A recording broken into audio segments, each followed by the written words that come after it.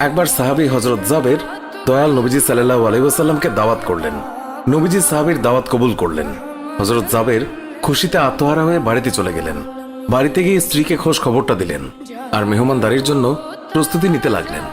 বড় ছেলে আব্দুল্লাহকে নিয়ে খাসি জবাই করে অন্য কাজে যখন হযরত জাবের ঘর থেকে বাইরে গেলেন, ইতিমধ্যেই হযরত জাবেরের ছোট ছেলে ঘুম থেকে উঠে খাসি তালাশ করতে লাগলো। বড় ভাই তাকে জানায় খাসিটিকে জবাই করা হয়েছে।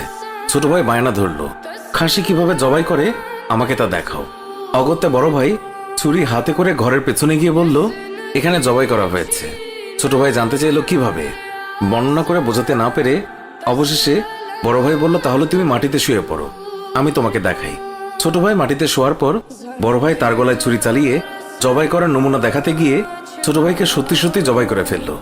বড় ভাই যখন দেখল ছোট ভাইয়ের গলা থেকে রক্ত গড়িয়ে পড়ছে, সে ছটফট করতে করতে একসময় নিস্তেজ হয়ে গেছে। তখন বুঝলো ব্যাপারটি কি ঘটেছে। আতঙ্কিত হয়ে সে নিকটবর্তী খেজুর গাছের চূড়ায় উঠে আত্মগোপন করে রইল। এদিকে হযরত জাবের পুত্রদের খোঁজে বাড়ির পেছনে এসে ছোট ছেলের অবস্থা দেখে থমকে গেলেন। অতঃপর তাকে বুকে করে স্ত্রীর কাছে গিয়ে বললেন, তাড়াতাড়ি একটি কম্বল নিয়ে এসো, বাচ্চাটিকে শুইয়ে দিই। স্ত্রী রক্তমাখা সন্তানের লাশ দেখে চিৎকার করে কাঁদতে লাগলেন। কিন্তু স্বামী হযরত জাবের তাকে সান্ত্বনা দিয়ে বললেন, আজ আমাদের শোক প্রকাশ করার দিন নয়, আজ দুঃখ দেখলে নবীজিও দুঃখিত হবেন। অতএব ধৈর্য ধারণ করো, কষ্ট করে হলেও মুখে হাসি ফুটিয়ে তোলো।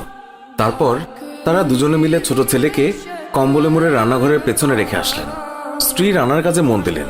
হযরত জাবের বের হলেন বড় পুত্র আব্দুল্লাহর খোঁজে। বাড়ির পেছনে গিয়ে ছেলের নাম ধরে জোরে ডাক দিলেন।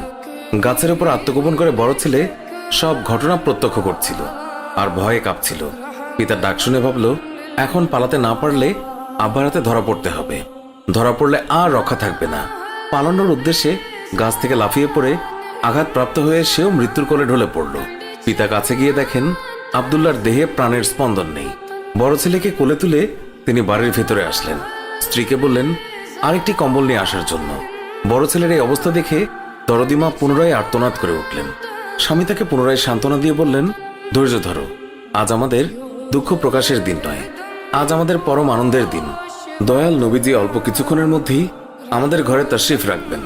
তারপর দুজনে মিলে বড় ছেলের লাশও কম্বলে মুড়ে ছোট ছেলের লাশের পাশে রাখলেন। স্বামী স্ত্রী তাদের চোখের পানি মুছে মুখে হাসি ফুটিয়ে তুললেন। হযরত জাবের বাড়ির সামনে দাঁড়িয়ে নবীজির আগমনের অপেক্ষা করতে লাগলেন। অল্পক্ষণের মধ্যে নবীজিকে উটের পিঠে করে আসতে দেখা গেল।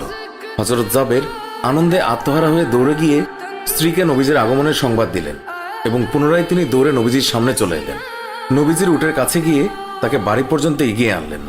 নবীজি জাবেরের ঘরের সামনে উট থামিয়ে তার ডান পা মোবারক মাটিতে রাখলেন, বাম পা মোবারক এখনো নামাতে বাকি। এই সময় জিবরাইল আলাইহিস সালাম আল্লাহর পক্ষ থেকে নির্দেশ নিয়ে তিনি উৎসাহিত হয়ে বললেন, ইয়া রাসূলুল্লাহ, আল্লাহ আপনাকে জাবেরের ছেলেদের সঙ্গে নিয়ে খানা খেতে বলেছেন।